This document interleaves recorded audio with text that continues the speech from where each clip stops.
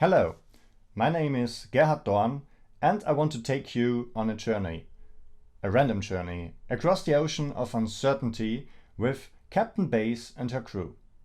But let's start step by step. This talk is about how to use storytelling to teach online, and especially how to do this with interactive Pluto Notebooks. So there is this course on probability theory at my university, and in November I got the chance to transfer this lecture to the web. More specifically, to create a MOOC, a massive open online course that basically allows you to deliver the content as a video and with some interactive parts, and you can check the learning progress of your students by having online assignments. In the pandemic, there are more and more courses, lectures go online, and there is a huge market, and what they all have in common is that online means there is a video or at least some interactive part. But from my experience, when most lectures went online, you see in video conferences, most students are passive. They switch off the cameras, you don't reach them, you lose students. And one reason is that there is this digital barrier with video, and the question which really intrigued me was how to reach the students, how to motivate them, how to activate them. And this is the word activation and also interactive parts, which is a reason why I really love Pluto Notebooks. And yeah, how to reach people. It's emotions, and emotions are no weakness. That's the first language humankind learned to reach out to other people are emotions. And if you combine the lectures, the contents with, you don't have to get feelings like hate or anger or to fall in love with the integration operator, but at least make it like a story. So storytelling is the best way how to deliver content. And as you can see, I also used some emojis which appear not to a bit stressed, but those emojis also help to deliver or to make at least the texts more colorful. So human beings consume content also with their eyes, and if you provide them with symbols, with figures, it kind of helps them. And you will see also in the Pluto notebook I will present later that I use lots of emojis. And for those using a Windows computer, I found something really cool. Michael told me recently, just press Windows key and the dot and you will be surprised to find the emoji keyboard on your computer. So this is a way which you're really fast in using emojis. So after having a story and being able to reach the students, you want to activate them. We had this working group at my university which was wondering that so many students didn't do the exam in the end and are not active in doing exams. And from my perspective, I always see a lecture is a passive process where you got delivered the content, and it's a passive process. You just sit there and watch and listen. But then in the end, you have to be active. You have to reproduce the knowledge, you have to do assignments and so on, which is an active thing. And the question is, how do you get from this passive state to an active state? How to activate students? And there are interesting ways how to do so. So you have to let them think, you have to give the students tasks, you have to foster the interaction between students. And from my perspective, in the learning concept which we experience at universities, there is this step of activation is somehow missing. So in my perspective, there is 3 phases in learning. There is the knowledge transfer, where you sit in the lecture and get the content, which nowadays perfectly can be online. And the second step is you have to deal with the subject as a student. You have to question it, you have to discuss it with your colleagues, you have to work with it. And this is a step which, in my perspective, is missing in most curriculums, or at least really is missing in the pandemic, because students don't have the learning groups, students don't have the possibility to ask a professor after the lecture, go to him, ask a question, and to meet other students at the hallway and so on. And this is the question, how can we transfer this to digital teaching and online teaching? This interactivation, this activation of students. A good thing is, which I experienced and which I will show you in the course, are H5P content videos where you have a video and then the video is stopped and then you have a question which relates to the content you just saw, and you have to think about, how do I apply it? How can I work with it? And so on. And the second thing are Pluto Notebooks, where you can also go step by step through some calculations and do some interactive sliders and so on. And this also kinds of helps in the second phase. The third phase in teaching or in how you learn is the application of knowledge, which are the classical exercises, the laboratories, where you have to do some homework, where you have to do some project, where you code and create a new program and so on. And yeah, I will show you, I didn't do this third step a lot in the course now, but I tried at least to help to activate students with Pluto Notebooks and storytelling. So let's look at this MOOC course, and I wanted to show you H5P content, how you can combine a video with activation questions, and I want to show you how we use a story in a Pluto Notebook. So this is the website of the MOOC course, and you can see we structured it in 9 units and use a story to motivate each topic. I will show you how we use H5P in the lesson videos, and later on how we use Pluto Notebooks in the Odyssey and static processes. So each unit is introduced by a story. The story is Captain Base and her crew. It starts actually like a computer game.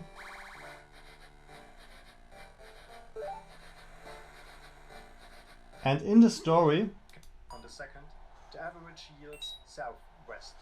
But if a question, a problem is motivated, and later on, below, there is the lesson where you learn how to solve it. The H5P activation contents are within this lesson video, where you have a topic. Or repeated throws of a single die. In this example, it's set theory and events. Of the sigma space. And you see a question pops up. So you see the video, the passive phase, then you have a question regarding the content you just watched, which elements are part of the sample space omega of the experiment compass and dice. So, well, I have a compass, it's a direction, and a dice is a number. So I take this one and this one and see if it's right. Yeah! Here I want to show you the 6 steps we use when designing a massive open online course using storytelling. First, you have to think about the skills you want to deliver in your unit. Second is you have to find a problem that makes the skills necessary to solve the problem. Third is a story that motivates the students to solve the problem, or actually that makes the students want to solve the problem. Fourth is the content, where you actually deliver the skills, which is typically a lesson video or something like that. Fifth, activation, where we actually use H5P items to stop the lesson video and make the students apply what they just have heard. So these immediate questions were activated. The 6th step is interactivation of students by using Pluto Notebooks, where students can run simulations, change parameters, and also motivated to change the code. Before showing you the interactive Pluto Notebook using storytelling we made, special thanks to Johanna Moser, who created most of it. So here we are, welcome to this random journey. Each day we choose the sailing direction randomly. So Captain Base and the crew, as already told, want to do a random walk on the ocean, and now you should help her to dial her famous random compass. And you should press this dial. Let's see what happens. Okay, cool. This is the compass. So we got the direction north, and here you see, okay, initial position. Okay, we sailed one step further. Then, yeah, I think we should dial again. East. Cool. So we went east. So for those who are interested in how we do this, check it out. So Fonts was so cool to create this button, which, yeah, you can have a look at. There is a function called click counter with reset. So it counts how many times you click, you get a state, and then you can reset it. So we have 2 steps now. You continue, next, again east, and yeah, the graphics, these are GIFs, which are stopped, and those are the GIFs. And depending on which result the random generator produces, so 1 to 4, you get one of those directions. So north again, east again, north, west again, and okay, this is Ernesto the parrot, which is the learning buddy. So he says, thank you for helping Captain Base dial the compass. Now she can it on her own. And after doing this first work, so this was the activation, and here are some thoughts why we did this step by step. You could create a Pluto notebook and present everything ready. For example, if I scroll down, you can see, okay, here the random walk takes longer, and I have a slider where I can change the days, how long, where is the final position after 160 days, and I also can change the seed. So let's look at another random walk. Looks totally different. And I also can go back and forth, which is kind of cool. See, he is kind of returning. No. And why did we split this notebook in these steps? We experienced that sometimes if you deliver the whole simulation to the students, they don't get it. It's just, okay, I have a slider, I move the slider, I see a Gaussian curve, but I have no idea what's behind. And you have to somehow make this learning experience comprehensible, going step by step. How is it going? And this is designed so we don't record this and we don't make a video and show them how to work with this Pluto notebook, but we just give them the Pluto notebook and they can work on their own. So there is this narrative, the story, first dial, then see the individual steps. Then the next step is you found an old logbook where you can see how previous random walks works, and there are many books in the bookshelf, and changing the seed is taking another book out, and you can see, oh, it seems that we got a return here, very cool.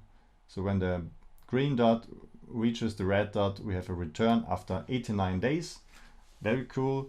And yeah, we made a lot of things, so it goes on, the story. Here again you can see our compass. Now you can change the probabilities, maybe cheating a little bit. Let's go maybe a little more to the east, and this takes some seconds because we do some other, no, it's done already.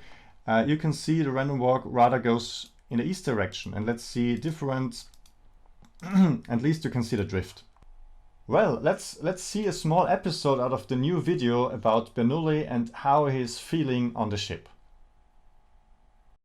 So, in which direction are we sailing right now? Left or north? Right? I'll just draw randomly. Oh no! The journey makes me so weak and clumsy that I spilled all the ink on the map. Now we can watch the lines fade under the ink dispersing. Bernoulli, how wonderful you draw the average course of this random journey. The darker the ink, the higher the probability. The fusion must be a random walk too.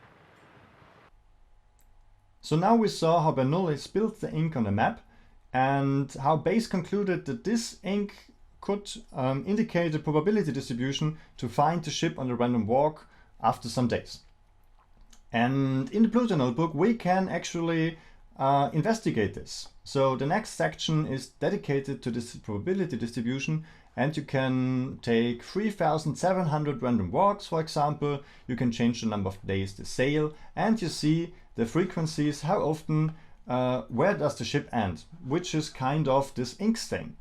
It's not really an ink stain because you have this chessboard pattern, which is because on an even day you just reach sides which are an even number of steps away and so on.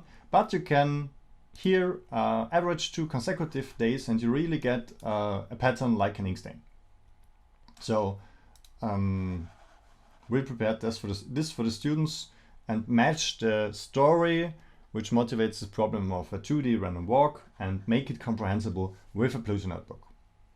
Yeah, here Ernesto is the learning buddy, invites you to take a break. And next I want to show you some seconds how we introduced some joke and which spices up the story, and also we introduce smallpox and the Simpson paradox, and see also how Bernoulli is feeling after this letter. The first type using smallpox pulses proved to be more effective in both cities, but the second using smallpox pus seems to work better in total. Paradoxical, isn't it? Take care. P.S. Don't drink and derive. Newton has had an accident recently. Leibniz was so very mischievous. Your loving brother, Thomas Bayes. Don't tell me about diseases. I even feel the smallpox popping up on my back. Ernesto, I am so seasick. Or even worse, I might suffer from scorbut. I think I need some citrus fruits to prevent myself from losing my teeth. Why can't we just sail to that cute turtle-shaped island over there and enjoy some fresh orange lemonade on the beach? It looks just 5 days away. Island in sight! So now let's help Bernoulli to reach or to examine the problem of reaching Turtle Island, which is 5 days away, with this Pluto notebook. Here you can see again that Bernoulli is not feeling well and wants to have some lemonade. And below you can see 1,500 walkers, and when they reach Turtle Island, or on the right column you see they did not reach Turtle Island after 20,000 days. So Bernoulli is sad that it takes so long, and you can help him to manipulate the compass, if Captain Bayes does not recognize, so to reach it faster. And for example, if you switch this to 0, north and south directions, you get a random walk in 1 dimension, and you can see the distribution here in a second.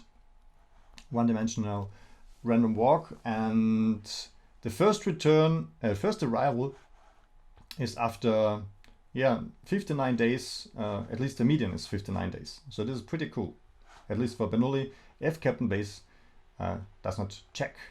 And you can also simulate this with Markov process. So this is the isometric random walk 2D cumulative probability. And here you see how the Turtle Island is absorbing all walkers which just got there. So I hope to have given you some insight in how we use Pluto notebooks and storytelling. And if you have questions how we realized it, just look into the Pluto notebook. You can see most of the tricks there, or contact me and ask questions in a Q&A session. And I want to wrap up my presentation. So take-home messages for you. Storytelling, as one of the oldest forms of communications, is super important and helpful also in teaching. It not only motivates the students, but also the teachers, as my professor was super motivated in also writing stories and creating very cool Pluto notebooks. It kind of fosters the creativity also of the students, and Pluto notebooks help a lot in this activation process. So from just consuming the content and going to programming and change things on the self. So what we didn't do is a programming course with Pluto notebooks yet, but I see a lot of potential to do that. I really like PlutoSliderServer. So with 1 click you can change and try the simulation, and with a 2nd click you can open Binder or download it and change the code, and no email address required. You just need 2 clicks and you can code. The next step in storytelling would actually be a computer game, and I already thought about a click and point adventure, which is the exam actually of your lecture. So you do a game, you collect items during the course. You get a torch, you get the dice, you get a rope, as if you solved problems in the lecture or in the online course. And then in the end, you have a time-limited computer game, click-and-point adventure, where you have to solve problems related to the course, and in the end, you get a grade. And I would be super happy to be able to, or to have the possibility to create such a computer game exam. So if you want to finance me, just do it for creating such a thing. With this, I want to thank all those who made this course possible, iMOOCs, fonts, and this Pluto Notebooks. They're really awesome. And yeah, this is the team behind. We have pixel artists, video animators, students who help in creating this interactive simulations, setting up PlutoSliderServer, and writing the stories. Thank you so much.